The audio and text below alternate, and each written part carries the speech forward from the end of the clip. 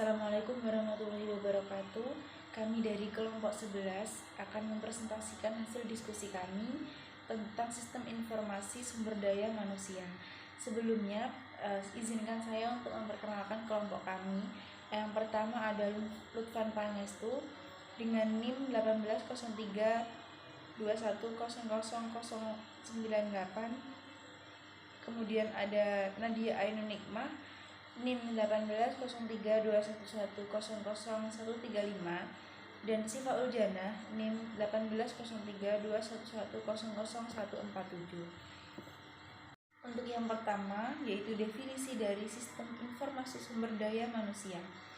Sistem informasi sumber daya manusia adalah sistem yang bertugas untuk mengumpulkan dan memelihara data yang menjelaskan sumber daya manusia, mengubah data tersebut menjadi informasi dan melaporkan informasi itu kepada pemakai. Karakteristik informasi yang dipersiapkan dalam sistem informasi sumber daya manusia yaitu adalah timely atau tepat waktu, akurat, kemudian ringkas dan relevan. Yang selanjutnya yaitu ada fungsi sumber daya manusia. Nah, fungsi sumber daya manusia ini memiliki 4 kegiatan utama.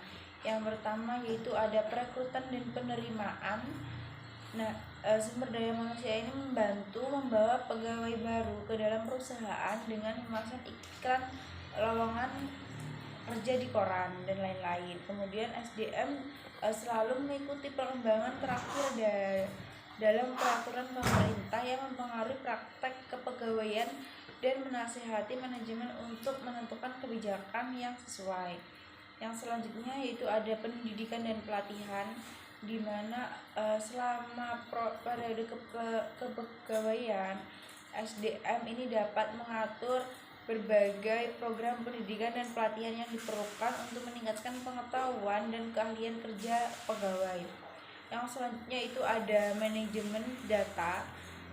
Nah, sumber daya manusia ini menyimpan database yang berhubungan dengan pegawai dan memproses data tersebut untuk memenuhi kebutuhan informasi pemakai. Dan yang selanjutnya itu ada pemberhentian dan administrasi tunjangan.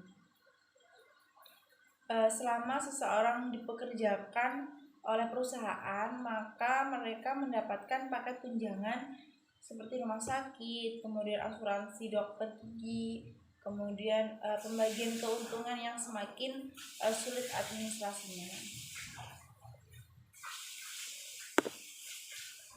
Untuk sistem informasi sumber daya manusia ini kan merupakan sebuah aplikasi database client service atau berbasis jaringan.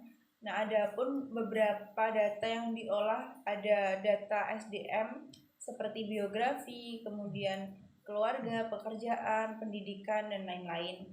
Kemudian ada mutasi yang meliputi jabatan, pangkat atau golongan dan lain-lain. Kemudian ada masa pensiun dan laporan-laporan terkait. Baik, selanjutnya itu sumber sistem informasi sumber daya manusia, yaitu yang pertama belangkon lamaran informasi mencakup tingkat pendidikan, keahlian, dan data biografi lainnya yang relevan. Evaluasi penting.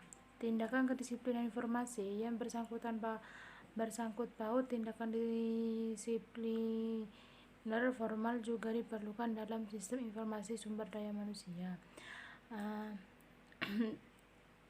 yaitu meliputi keahlian dan bakat karyawan, tingkat kinerja saat ini dan potensi pertumbuhannya. Yaitu kedua yaitu daftar gaji berisi riwayat gaji setiap karyawan termasuk gaji dasar, persentase kenaikan setiap tahun dan setiap bonus, serta penghargaan khusus yang telah diberikan.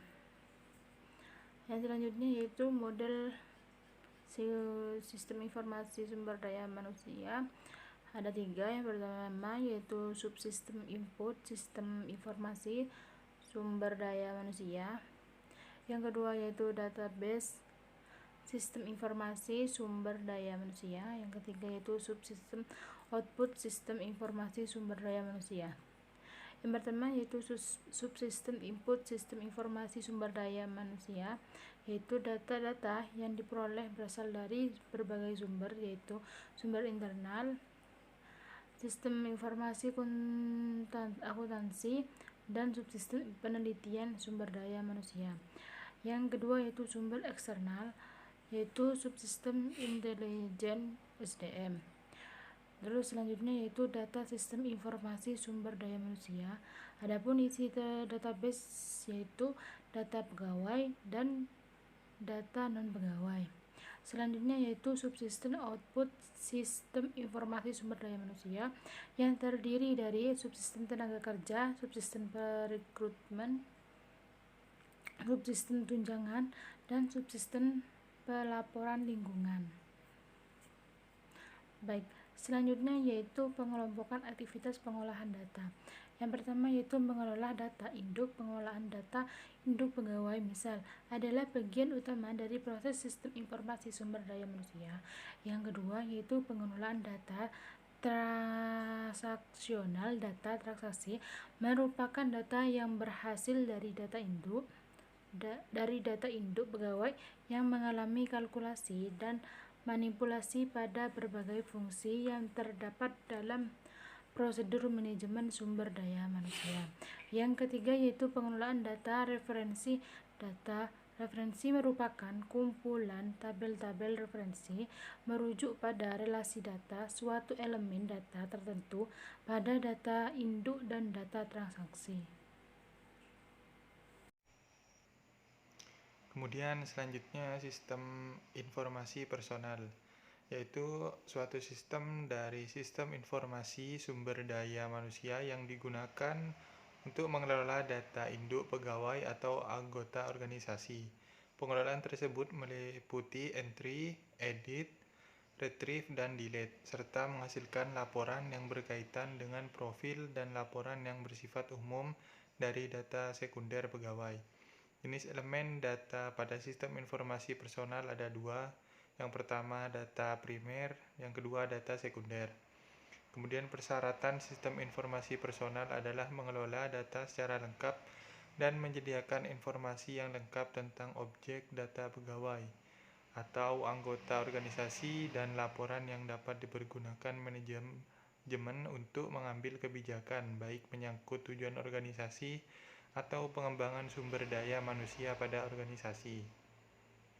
Kemudian ruang lingkup informasi sumber daya manusia ada biodata, pangkat, jabatan, pendidikan, benefit dan kompensasi, kemampuan bahasa, prestasi kerja, penghargaan, kesra, payroll, absensi, daftar keluarga, hukuman, disiplin, memo khusus.